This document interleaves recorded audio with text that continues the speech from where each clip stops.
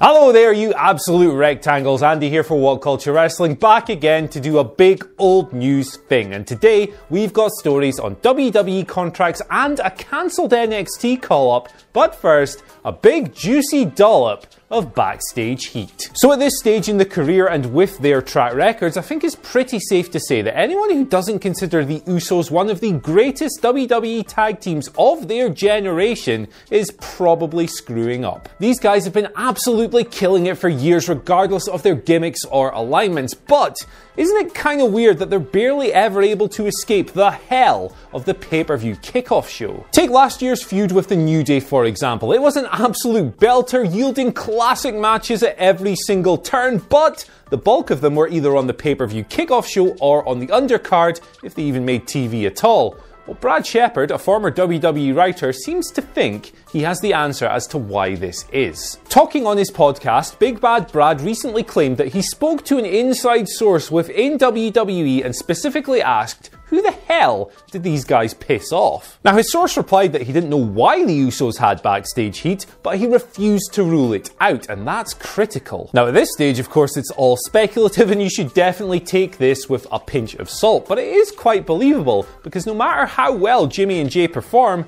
they always seem to be lurking in the shadows. The Usos are barely even on SmackDown these days. I mean, yeah, they did captain the team at Survivor Series, but again, they were on the bloody kickoff show, and that match was so undermined, it didn't even count in the brand warfare total later in the night. But let's just hope this whole thing has been overblown and they're eventually able to recover to a position of prominence. They're bloody great, and we just want to see more of them. Story number 2, and this one comes from PW Insider's Mike Johnson, who reckons that WWE cancelled a major NXT call-up around about SummerSlam time. The wrestler in question is none other than EC3, who Johnson claims is constantly on the verge of joining the main roster, but unfortunately suffered a concussion around about SummerSlam, and that scuppered the plans. This prevented EC3 from joining Raw or SmackDown at the time, and now WWE are apparently just waiting around figuring out a spot to slot him into. Now, this isn't exactly a huge surprise. Even though EC3 has only been around in developmental for a relatively short while, he has the look and charisma that Vince McMahon loves,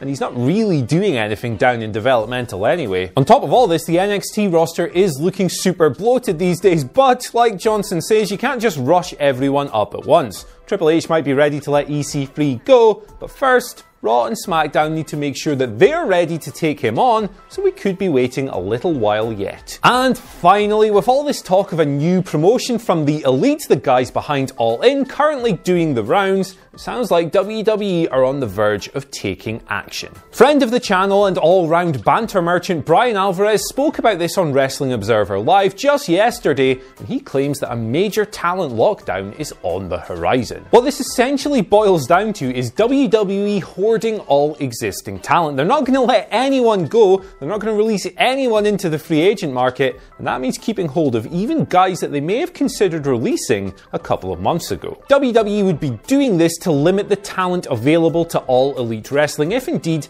that promotion does come to fruition. Now, to be fair, they're already pretty limited when you consider the sheer volume of wrestlers that are signed to like Ring of Honor, WWE, of course, New Japan, Impact, and even promotions like MLW. It's a small talent pool, and they really don't have a lot to work with. Now, of course, it's easy to see why WWE would want to do that. They don't want to give their competitors any kind of advantage, and if that means restricting them of talent, even though they're not going to do anything with those wrestlers themselves, they're probably going to do it. But like Alvarez points out, if this Elite promotion does happen, they face a huge uphill battle to establish themselves in the business, regardless of their financial backing. Maybe we should all just calm down a little bit. Maybe just a little bit. Anyway, guys, that's all for today, but be sure to let us know what you think of potential backstage heat on the Usos, EC3 potentially joining the main roster, and this story about WWE hoarding every single wrestler in the world just to stifle the Elite. Go ahead and tell us all about that down in the comment section below. And once you've done that, don't forget to like, share, and subscribe. And once